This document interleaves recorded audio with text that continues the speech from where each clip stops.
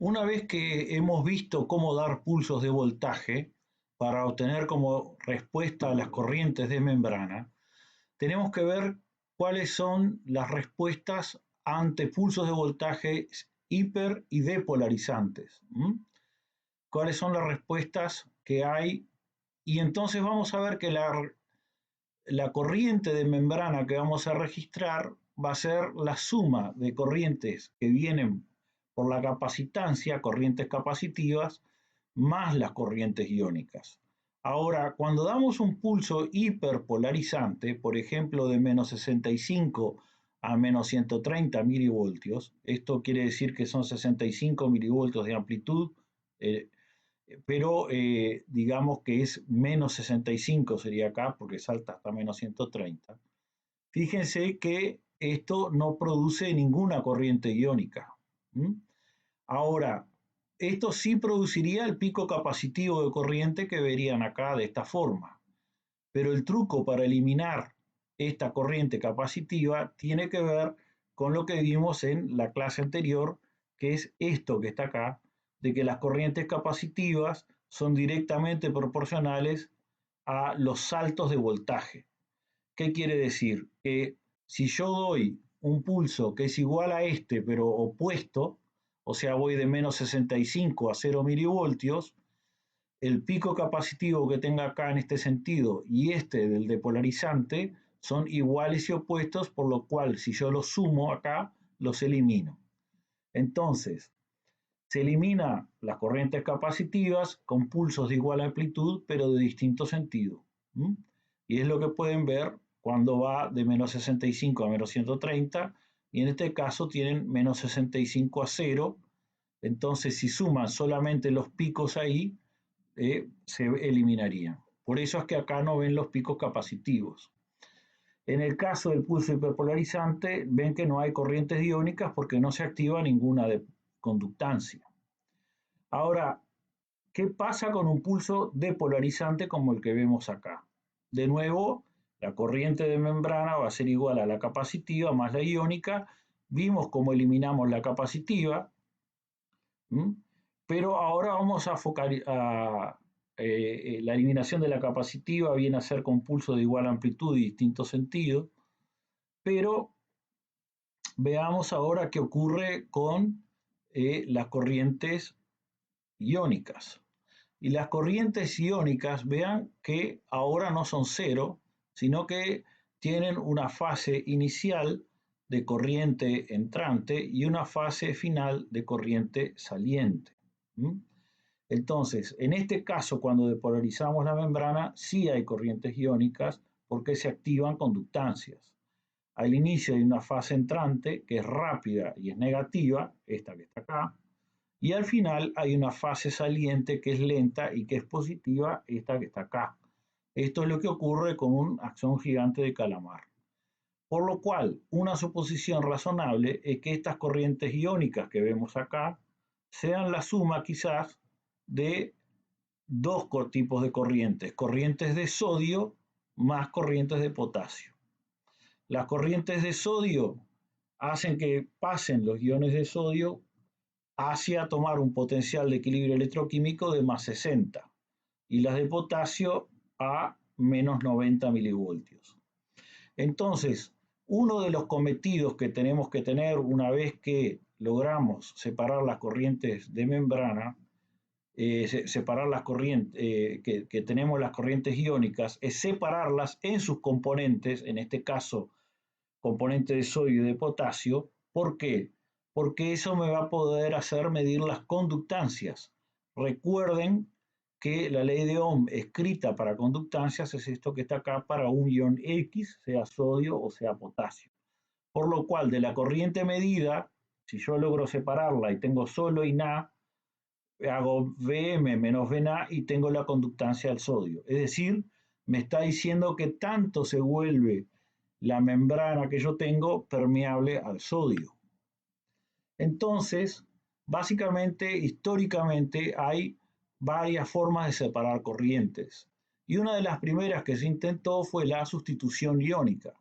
Acá tenemos el pulso, que es de nuevo de clampeo de voltaje, o sea, esto es voltaje en función del tiempo, va de menos 65 a menos 9, y en una condición normal lo que obtendrían es esa respuesta que vimos hace un momento atrás, iónica, donde hay una fase entrante rápida y saliente lenta.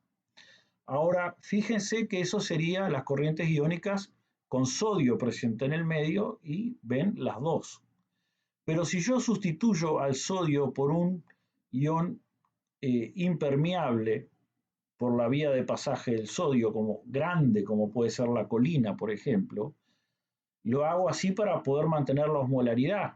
Yo no puedo sacar el sodio y no sustituir por nada. Debo mantener los gradientes osmóticos para que el experimento tenga validez fisiológica. Entonces sustituyo al sodio por la colina que no permea, y entonces de esa forma, miren, cuando solo queda un 10% de sodio en el medio, miren la corriente que queda. ¿Mm? O sea que esto es una corriente en el mismo medio que teníamos acá, pero donde sustituimos 90% del sodio por colina. Entonces, esa corriente que quedó va a eliminar la corriente de sodio, porque la colina no permea, y queda una corriente iónica sin sodio que vale esto que está acá, y va a ser equivalente a la corriente de potasio, porque es el que queda permeable. Entonces, si yo a la corriente iónica con sodio, que es esta que está acá, le resto la corriente iónica sin sodio, ¿qué obtengo? La corriente iónica de sodio, que es la que está acá. Entonces, ¿qué hice ahí? Logré separar las corrientes, porque esta es solo la de sodio y esta es solo la de potasio. Esta es solo la de potasio, perdón, y esta es solo la de sodio. La de potasio es positiva y es por tanto saliente, y la de sodio es negativa y es por tanto entrante. Entonces vemos que la corriente de potasio es saliente, es lenta, y vemos que no cae a cero aun cuando esté el pulso presente. Eso quiere decir que no inactiva. En cambio, la corriente de sodio es entrante, porque vemos que es negativa, es rápida, mucho más rápida. Fíjense que estos son milisegundos. En menos de un milisegundo se alcanza el pico, ¿no? Es muy rápida. Y por otro lado, a pesar de estar el pulso presente, la corriente cae a cero. Este fenómeno de que la corriente caiga a cero, aun cuando el pulso está presente, es lo que se denomina inactivación. El estado de inactivación va a ser distinto al cierre, porque en el cierre, si yo doy un estímulo, abro de nuevo los canales y las conductancias. Pero en el estado inactivado es como que está cerrado pero trancado. Tengo que esperar cierto tiempo para que pueda volver a abrirse. Así que no es lo mismo que algo esté en cero sin dejar pasar corriente. No es solo que puede estar cerrado o puede estar inactivado, y en ese caso, cuando está inactivado, está trancado. Y eso se va a manifestar, como vamos a ver más tarde en la clase, por el fenómeno de la refractariedad. Otra forma que tenemos de separar las corrientes es por el potencial de equilibrio electroquímico. El potencial de reversión es el potencial de equilibrio del ion portador de la corriente. Entonces, ¿cómo sabemos eso nosotros? Porque supongamos que escribimos la ecuación de la ley de Ohm para el sodio en este caso. Fíjense que si el potencial al cual llevamos el pulso acá es igual al potencial de equilibrio electroquímico del sodio, ¿qué va a significar? Si esto es igual a esto, esto vale cero, y entonces la corriente de sodio vale cero. Cuando doy pulsos de potencial que están por abajo del potencial de equilibrio electroquímico, o sea que Bm es menor que Bna, me va a quedar, como esto es siempre positivo, me va a quedar que el producto de algo positivo por algo negativo me va a dar algo negativo. Son las corrientes entrantes que ven en esta parte de acá. Pero fíjense que si Bm vale más que Bna, que es lo que está para acá arriba, ¿sí? En ese caso se produce que la corriente pasa de ser negativa a positiva. Y fíjense cómo esta corriente rápida inicial que se ve acá, invierte justo entre 50 y 70 de pulso. ¿Por qué invirtió esa corriente ahí? Porque esa corriente es debida al sodio y el potencial de equilibrio electroquímico del sodio es alrededor de más 63. Fíjense que para el caso de la corriente de potasio, ustedes tienen básicamente esto que está acá y obviamente ustedes es muy difícil que den pulsos por abajo del potencial de equilibrio electroquímico del potasio, que tendrían que ir hacia abajo de menos 90 y que produzcan apertura de los canales estos de potasio, por lo cual ustedes van a dar pulsos fisiológicamente y lo que se da normalmente son pulsos por arriba del potencial de equilibrio electroquímico del potasio y por eso van a ver que las corrientes de potasio van a ser siempre positivas, o sea, salientes. Cuando grafican esta familia de corrientes que hay acá, ¿no? Y pueden graficar, por ejemplo, el pico en función del pulso que está acá, o sea, de voltaje de membrana que tienen acá, ¿no? Acá va el voltaje de membrana y acá tienen la corriente. Obtiene lo que se denomina una curva IB, o sea, de corriente-voltaje. Corriente y voltaje acá. Entonces, fíjense que la corriente de sodio es negativa porque es entrante al principio y luego se comienza a reducir porque se va reduciendo la fuerza impulsora, el voltaje del pulso está cada vez más cerca del equilibrio, hasta que revierte en alrededor de más 60 y pasa de ser negativa a positiva. Uno puede ajustar una línea recta a la fase final para tener una idea de la conductancia a ese nivel. Por otro lado, lo que está en triángulos negros es la gráfica del final solamente de este pulso y vemos que ahí tenemos lo que sería la corriente de potasio y del ajuste de una línea a este punto obtendríamos una línea recta al respecto. O sea que otra forma de separar las corrientes es por el potencial de equilibrio electroquímico. Si mi pulso de voltaje va al potencial de equilibrio electroquímico del sodio, la única corriente que voy a ver, ¿quién es? La corriente de potasio. Sería el caso que está acá, solamente toda la corriente que van a ver es de potasio. Y luego, en el año 64, Narahashi, un biofísico japonés, comenta a compañeros que hay muchas muertes en Japón debido a la ingesta de peces mal cocinados, llamados también fugu, y que son básicamente como el pez globo, que es lo que se ve acá. Todos peces del orden Tetraodontidae, y saca la toxina que mata a las personas y como viene de los Tetraodontidae, esa toxina se llama tetrodotoxina.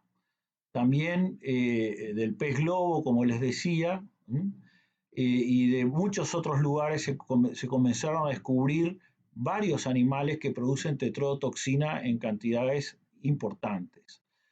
Por ejemplo, de los sapos Atelopus, que están acá, que se ven sobre todo en América Central y en el norte de América del Sur, de los newts, que viene a ser tritón la traducción, en toda la costa este de Estados Unidos y también en América Central, y en el Pacífico, sobre todo en Australia, está el pulpo que tiene aros azules, donde cuando hay aguas quietas se lo puede encontrar, no es muy grande, pero se han visto muertes debido a que tocan el animal y el animal inyecta, cuando es agredido, la toxina esta común a todas estas especies que denominamos tetrodotoxina, por donde viene.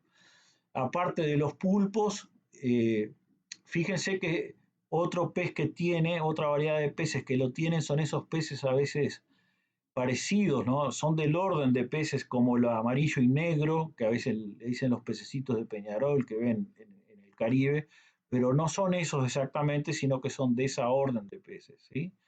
Eh, y hay algunos cangrejos que también tienen la tetrodotoxina y estos son todos los animales que la producen y es una de las toxinas más potentes que se conoce de todas. ¿Mm? Cuando vamos a ver la estructura de la tetrodotoxina, obtenemos esto que está acá. Y la tetrodotoxina lo que hace, ¿por qué mata la tetrodotoxina? Porque básicamente toda la conducción de los potenciales de acción se bloquea porque bloquea muchísimo la corriente de sodio y si no hay corriente de sodio no hay potencial de acción. El bloqueo se logra con concentraciones nanomolares. Esto es 10 a la menos 9 molar en el nervio. Bastan cantidades muy pequeñas de tetrodotoxina para provocar la muerte. ¿Mm? Ahora, es un área de investigación muy importante. Esta también les voy a comentar ahora que veamos un fármaco que vean que a veces bloquear los canales de sodio puede tener efectos benéficos en la medicina. Eh, Otra toxina que bloquea, pero en el orden micromolar, al canal de sodio, es la STX, que se denomina saxitoxina, ¿sí? Y esta está asociada al fenómeno de la marea roja. Cuando ustedes le dicen que no coman moluscos cuando hay marea roja, es porque los moluscos se alimentan básicamente de productores, microorganismos productores de la saxitoxina. Están cargados con esto y es altamente tóxico por estas concentraciones micromolares. Ahora, yo puedo querer bloquear el canal de sodio también con fármacos y de hecho eso en 1905 se logra eso con la procaína y estos que, como pueden bloquear la conducción del potencial de acción en los nervios sensitivos, van a ser anestésicos locales. Algunos de estos anestésicos locales van a bloquear también canales de sodio a nivel cardíaco, por cual se pueden usar como fármacos antiarrítmicos. Es muy común, van a ver que muchos de estos anestésicos locales que ustedes se pasen en la piel lo pueden usar también a nivel cardíaco. Y lo que hace es provocar el bloqueo del canal de sodio en el orden de 60 micromolar en el nervio, pero pueden tener efectos en muchas otras moléculas distintas y receptores, o sea que son relativamente inespecíficos.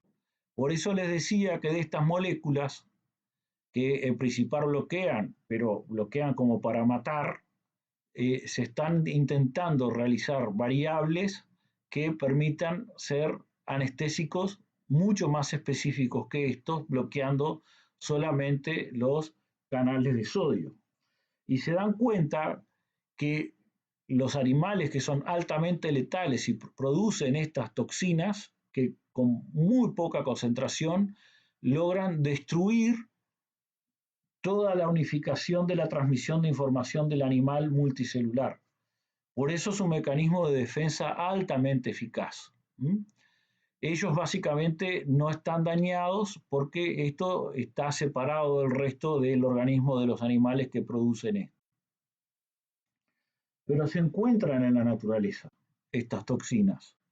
Y todo esto entonces va a bloquear el canal de sodio. Y para el bloqueo del canal de potasio, nosotros tenemos el tetraetilamonio, ¿no? Acá está el N del nitrógeno, tetraetil, básicamente vieron que era un grupo etilo, y se une 4 veces, queda cargado positivamente, y es para bloquear las corrientes de potasio.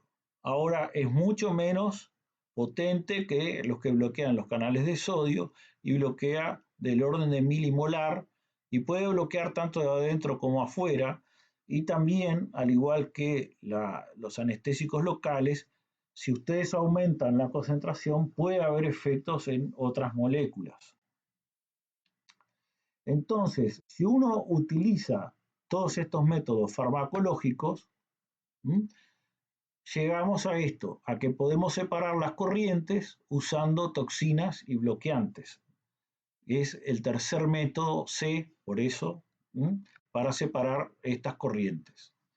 Entonces, acá tenemos la familia de corrientes que se obtienen ante todos esos pulsos de voltaje que vimos antes y vemos cómo se invierte la corriente de sodio y acá tenemos la corriente de potasio, básicamente. Cuando uno aplica TTX, ¿qué hace? Bloqueo la corriente de sodio y entonces solamente puedo ver las corrientes de potasio. Entonces, de la familia de corrientes, me quedo solo con las corrientes de potasio, que van a ser siempre salientes. Vemos que son lentas, que no inactivan, ven que no cae a cero. Y vemos que son función del voltaje del pulso que doy, pero también una vez que doy el pulso de voltaje vemos cómo varían en el tiempo, o sea que es función de voltaje y tiempo. O sea que la ley que escribimos, ¿no? Sería en realidad contemplar el guión dado, pero voltaje y tiempo, ¿sí?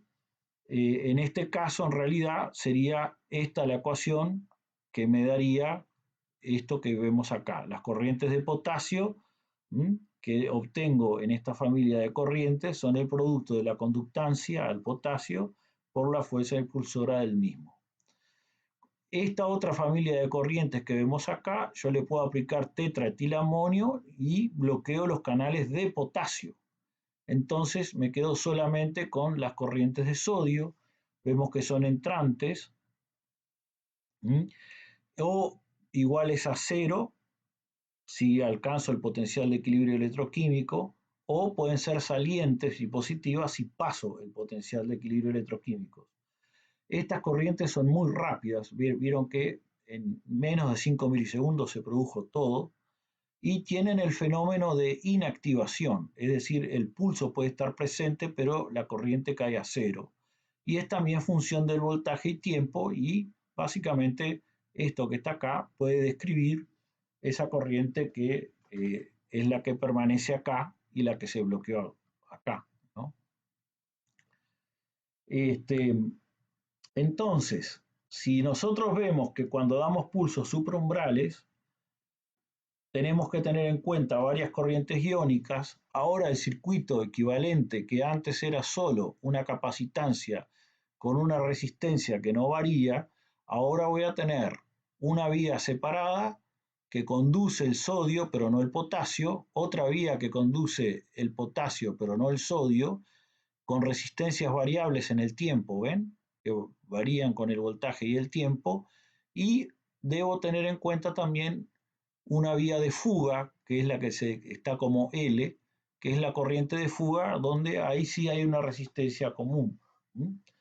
Entonces, este sería un circuito equivalente que dé cuenta de las propiedades supraumbrales de la membrana.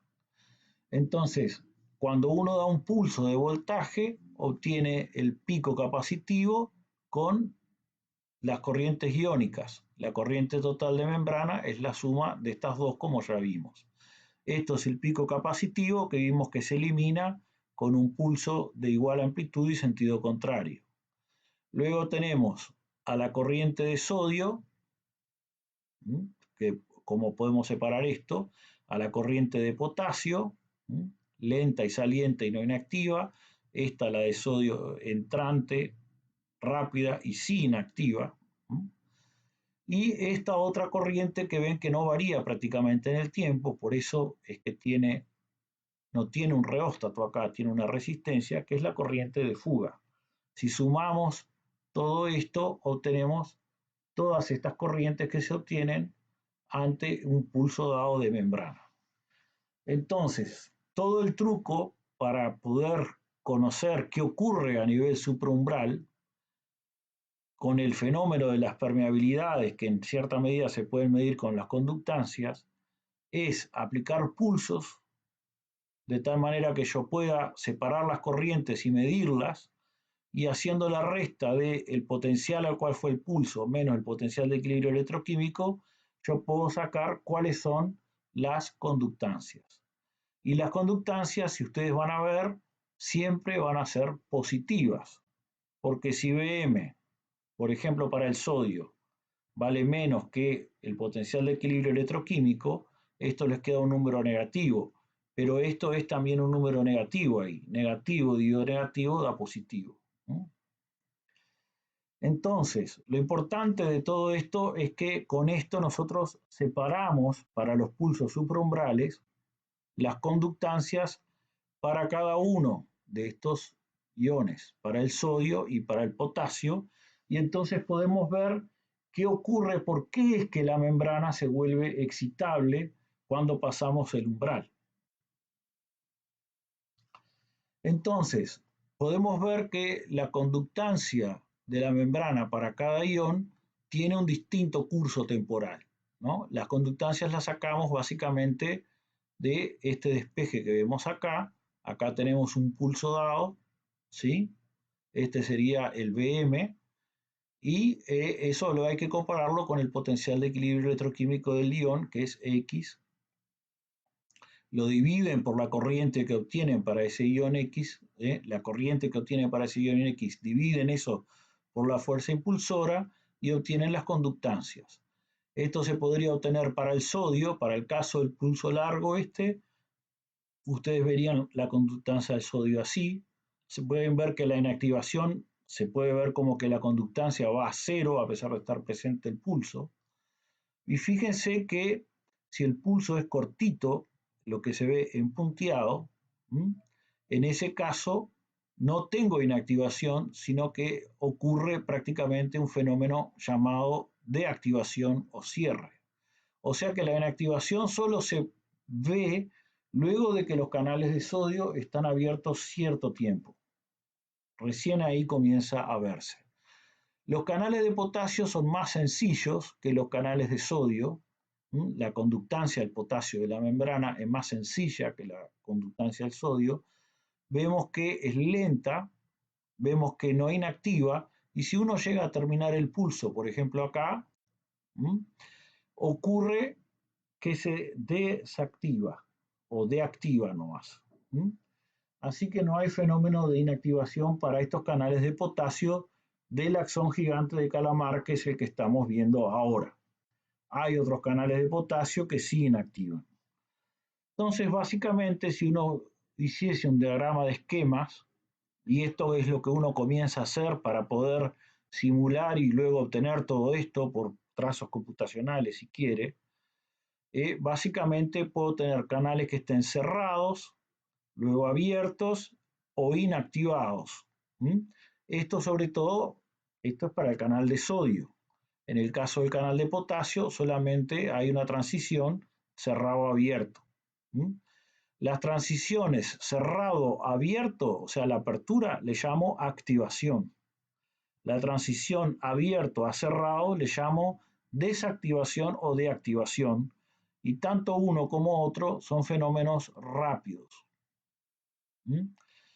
En cambio, la transición del estado abierto al estado inactivado, que ven que es una cosa distinta al cerrado, porque el canal queda trancado al estar inactivado, este es el proceso de inactivación que, como pueden ver, le lleva cierto tiempo, porque por ejemplo acá si terminan el pulso, no tienen inactivación de la corriente de sodio. Esta caída se produce porque ustedes fueron de acá a acá y luego volvieron. No dio el tiempo para que ustedes vengan a este lado.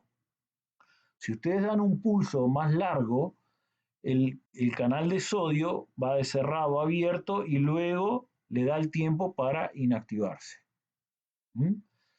Entonces, ahí tienen el fenómeno de inactivación y tienen otro fenómeno que se denomina recuperación de la inactivación, que son las flechitas que ven acá. Generalmente ocurre hacia algún estado cerrado.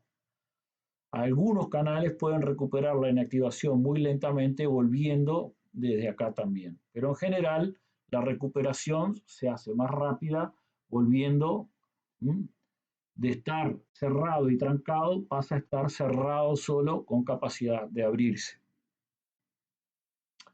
Entonces, ¿qué es lo que hicieron Hawking y Huxley? Ellos calcularon para todo pulso de voltaje, eh, yendo a todos los voltajes que uno podría obtener durante un potencial de acción, calcularon qué pasaba con la conductancia para el sodio de la membrana y la conductancia para el potasio. Fíjense que eso lo obtienen haciendo esos pulsos de voltaje para cada uno de estos valores, 44, 23, menos 2, ¿ven? Puedo calcular siempre la conductancia con la ecuación esta, que está acá. Entonces, cuando uno calcula todas estas conductancias para cada voltaje, y ven que también varía en el tiempo, puede hacer un sistema de ecuaciones que se denomina los modelos de H&H o Hawking y Huxley. Entonces ustedes pueden tener, por ejemplo, ellos trataron de explicar, y por primera vez aparece el término canal iónico con el trabajo en el año 52, por el cual les vale el premio Nobel a Hawking y Huxley, que en el año 63, de explicar la excitabilidad, por qué se genera el potencial de acción, a qué se debe el fenómeno ese supraumbral. Entonces, en ese trabajo, como ustedes ven, primero tratan de lograr las corrientes y luego de lograr las corrientes tratan de lograr las conductancias porque me indica la permeabilidad. Entonces ellos pueden asumir, lo que hicieron fue asumir que hay compuertas de activación, que en este caso serían estas que están acá, les llamaron M a las del canal de sodio y asumieron que había 3. Y una compuerta de inactivación, que es la que está acá, llamada H. Y siguen esta reacción química, básicamente, ¿no? Entonces, uno puede deducir en base a esto, ellos sacan que la corriente de sodio, esta que ven acá, separada, esta que ven acá, por ejemplo, va a ser igual al producto de M al cubo por H, por la conductancia máxima del sodio, por la fuerza la fuerza impulsora para el sodio, o sea, el potencial del pulso menos el potencial de equilibrio electroquímico. Fíjense que todo el término que antes veíamos como conductancia solo, asumiendo una ley iónica, óhmica para todo esto, es en realidad el producto de todo esto ahora. Cuando nosotros lo hacemos para el caso del sodio, ellos vieron que lograban mejor resultado asumiendo 4 compuertas donde cada una de ellas hace este tipo de transiciones, por lo cual la corriente de potasio básicamente se puede emular con este tipo de cosas. Entonces, si ellos logran medir todas estas cosas, deberían poder reconstruir el potencial de acción a partir de las medidas de las corrientes iónicas y conductancias. Y eso es lo que hicieron en su trabajo y por eso es tan famoso.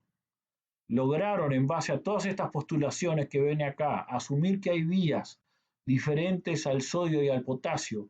Por supuesto que nadie sabía nada en esa época. Ellos asumieron que hay una cosa a la cual ellos llamaron canal de sodio y a otra que llamaron canal de potasio.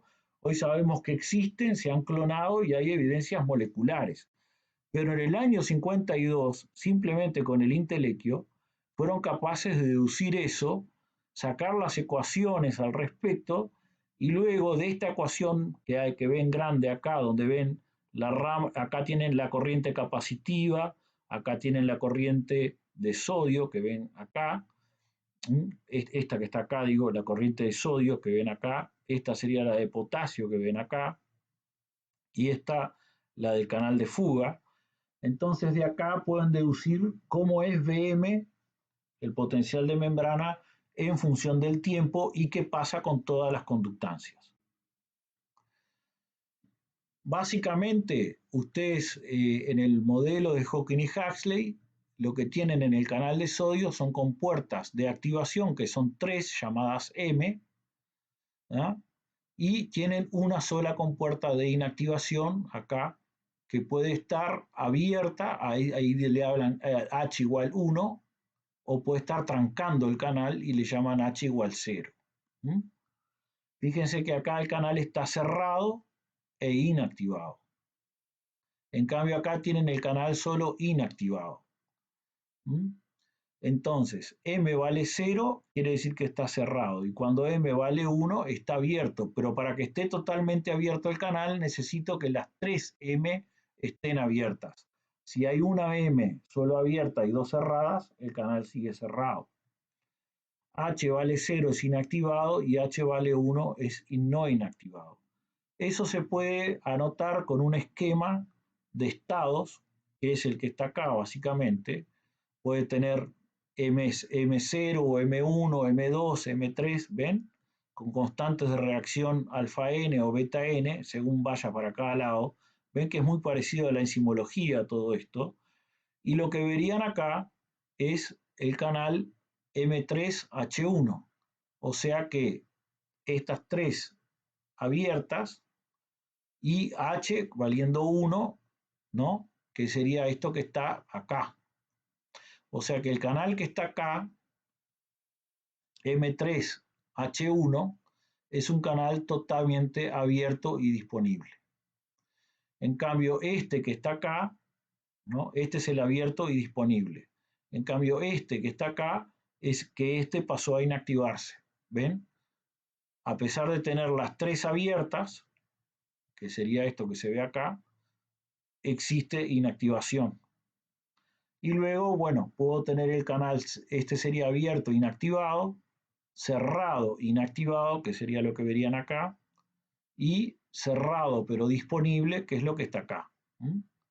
Entonces, todo este proceso que está acá va a dar cierta refractariedad para que yo pueda volver a abrir el canal. En cambio, en el canal de potasio voy a tener 4 compuertas, puedo pasar secuencialmente hasta tener las 4 estas abiertas, digamos, como para que pase el ion potasio, y ahí el canal está abierto y deja pasar el potasio. ¿Sí? Entonces, asumiendo todo eso, se pueden sacar los modelos matemáticos de las corrientes y de las conductancias y reproducir, sacan un trazado de potencial en función del tiempo que es indistinguible del registro del potencial de acción. Por lo cual es una forma que explica por qué es que se produce el potencial de acción que ven, y ese es el registro. Entonces, si yo quiero verlo en términos de los modelos, ¿no? ¿Cuál es el mecanismo de generación del potencial de acción? Si estoy en reposo, yo voy a tener que tener una rama para el sodio, una rama para el potasio y una rama de fuga. Cuando estoy en reposo, mis canales de sodio están todos cerrados, hay cierta resistencia nomás que no varía. Tengo acá esta conductancia del potasio, sobre todo, que es la que me da el potencial de reposo negativo, y hay algo de la conductancia a los canales de fuga. Fíjense que de acuerdo a dónde esté el potencial de equilibrio electroquímico, para el sodio es más 63, por lo cual esto tiene que ser grande acá y esto chico acá. Para el potasio, en cambio, es menos 92 el potencial de equilibrio, por lo cual esto es así acá. Y la diferencia del voltaje de membrana que está entre estos dos puntos y el potencial de equilibrio electroquímico es la fuerza impulsora para que el ion pase por cada una de estas distintas ramas. Ahora yo conecto algo que estimula el axón. En este caso, doy, supongamos, un pulso de corriente saliente, que dijimos que eran depolarizantes. Entonces, estos pulsos de corriente saliente van a producir una salida a este nivel de las corrientes, pero ¿qué es lo que va a ocurrir cuando alcancen un umbral? ¿Por qué es que hay un umbral? Porque cuando alcancen el umbral, se van a abrir bastante los canales de sodio, ¿no? Entonces, básicamente la membrana, ya no le importa que tenga nada de esto, porque lo que comanda toda la membrana es una corriente entrante muy grande de sodio, que ¿cómo va a ser por la rama capacitiva? Va a ser saliente y por lo tanto va a depolarizar la membrana. Y ese es el fenómeno de realimentación positiva que se produce en la fase de depolarización del potencial de acción. Es una corriente entrante de sodio que en la rama capacitiva es saliente. Y luego que esto se inactiva, porque llega un momento en que los canales de sodio se van a inactivar por sí mismos, entonces esto deja de estar disponible y quien pasa a comandar ahora es la conductancia al potasio, que también se fue abriendo, pero cuando yo dé cuando active todo lo del potasio, fíjense que la fuerza electromotriz acá hace que esto venga en este sentido y la corriente es entrante por la rama capacitiva, por lo cual se produce una repolarización. Así que acá esto da cuenta de la despolarización y esto da cuenta de la repolarización. Acá tienen el pulso que dieron acá y cómo luego de pasar cierto umbral tienen la fase de depolarización, tienen el pico que es el overshoot y luego cae básicamente el potencial. Este es el potencial de acción. Y acá tienen las corrientes. Si yo amplío esto para ver qué ocurre con las corrientes iónicas durante el potencial de acción, veo que al principio hay una entrante muy grande, por lo tanto negativa, que se debe justamente a la activación de esta corriente entrante grande de los canales de sodio. Hacia el pico del potencial de acción, prácticamente, las corrientes iónicas son iguales y opuestas, por lo cual ahí vale cero. Y luego, cuando se repolariza el potencial de acción, lo que ustedes ven es que en la repolarización hay una corriente saliente de potasio. Así que acá tienen todas las corrientes iónicas al respecto. Esto básicamente es aumentar lo que ocurre acá para poder entender bien, y esta parte que está acá al final es la que ocurre acá. Esta parte del principio es la que ocurre acá. Entonces, cuando damos un pulso supraumbral, cada ion va pasivamente a su potencial de equilibrio electroquímico por su conductancia. Cuando estoy en reposo, la suma de las corrientes por la rama de sodio y de potasio es aproximadamente igual a cero, y también por la rama de fuga. O sea que sería este el circuito, básicamente, que veríamos ahí. Vieron que cuando hablo de supraumbrales tengo que separar las ramas de cada uno.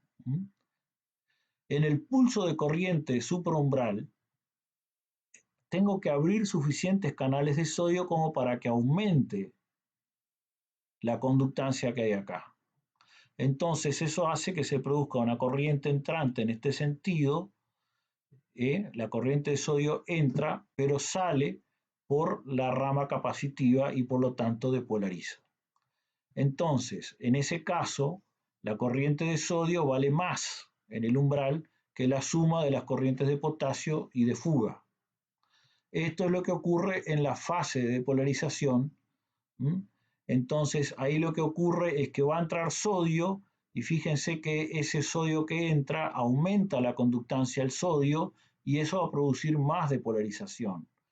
Entonces, en esta fase de depolarización es tan rápida porque hay un fenómeno de realimentación positiva. ¿tá? El sodio que entra depolariza más y abre más canales y que a su vez hace que depolarice más y que se abren más canales y así sigue.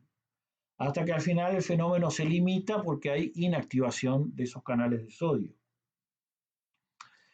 Entonces, cuando se inactivan los canales de sodio y aparte se fueron activando, porque también dependen del voltaje, los canales de potasio, de que dependen del voltaje y tiempo, estos va a demorar cierto tiempo, pero ellos se van a activar también, pero sus corrientes son salientes. ¿Mm? Y esas corrientes salientes van a ser entrantes por la rama capacitiva y van a repolarizar. Y en este caso, la corriente de potasio es mayor que la suma de la de sodio y la de fuga. Entonces, acá es que se produce la realimentación negativa, porque ¿qué es lo que va a ocurrir? En la medida que salga potasio, baja el potencial y se van a ir cerrando cada vez más canales de potasio. Entonces, en la fase de, acá tenemos el potencial de acción, básicamente, resumiendo todo lo que vimos, esto se puede reconstruir con modelos matemáticos si uno logra separar todas las conductancias, para eso se hizo todo lo anterior, y vemos de qué resulta este potencial de acción. Acá tienen el potencial de equilibrio electroquímico del potasio y acá el del sodio. Y esto es lo que les dije al comienzo de la clase que tenía que ver con la excitabilidad. Fíjense cómo cuando prendo la permeabilidad del sodio tengo la fase de polarización y tiendo al potencial de equilibrio electroquímico del sodio. Pero esta fase que está acá, que es la fase de depolarización, tiene una realimentación positiva en la conductancia del sodio y es lo que ven acá, lo que pasaría con la conductancia del sodio de la membrana, que ven que alcanza un pico que está antes que el pico del voltaje. Por el tema de abrirse y estar cierto tiempo nomás abierto, se inactivan los canales de sodio. Entonces, va a ir disminuyendo espontáneamente esa conductancia del sodio, pero también en la medida que me acerqué acá, fue disminuyendo la fuerza impulsora. Fíjense que acá tengo mucho más fuerza impulsora que acá. Entonces, debido a eso, a que hay inactivación de la conductancia del sodio y disminuye su fuerza impulsora, y que también la conductancia del potasio fue aumentando más lentamente, ven acá, ¿Mm? Ahí es donde ustedes alcanzan un pico. ¿Mm? Básicamente ahí tienen que las conductancias de ambos se igualan prácticamente.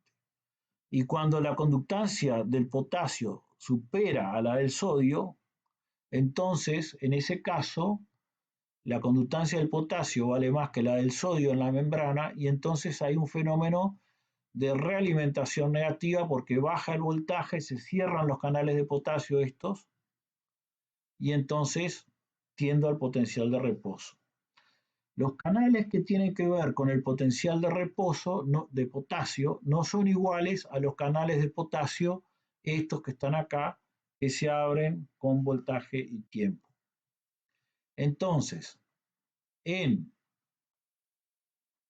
una fase de pospotencial tardío, los canales de potasio tienen una conductancia mucho mayor que los canales de sodio y por eso, como es mucho mayor la conductancia al potasio que al sodio, respecto al reposo inclusive, ven que hay un postpotencial tardío o hiperpolarización, que es lo que ven acá.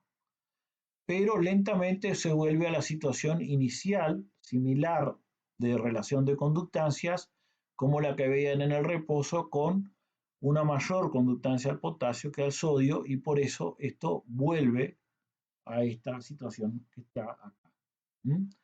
Esta situación de mayor conductancia al potasio que al sodio es porque básicamente el sodio acá está todo inactivado, y si está todo inactivado acá, fíjense que algunos de los canales que estaban acá podían estar cerrados y poder abrirse, pero acá se inactivaron más de lo que estaba acá.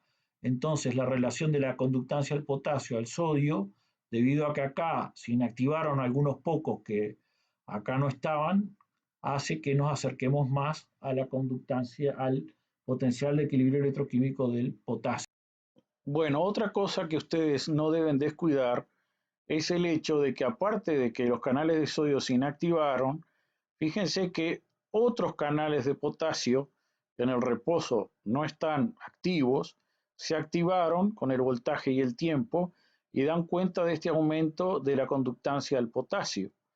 Por lo tanto, fíjense ustedes que esa conductancia del potasio es mayor que la del sodio bastante y que en esta fase de postpotencial hay una conductancia del potasio mayor que en el reposo respecto al sodio, por lo cual al haber mayor conductancia del potasio respecto al reposo en esta situación, yo más me acerco al potencial de equilibrio electroquímico del potasio. Esos canales lentamente se van cerrando, son dependientes de voltaje y tiempo y se van cerrando hasta que al final se vuelve a una situación igual a la que tenían durante el reposo. Así que son dos factores que van a importar para explicar lo que vemos nosotros como este postpotencial tardío.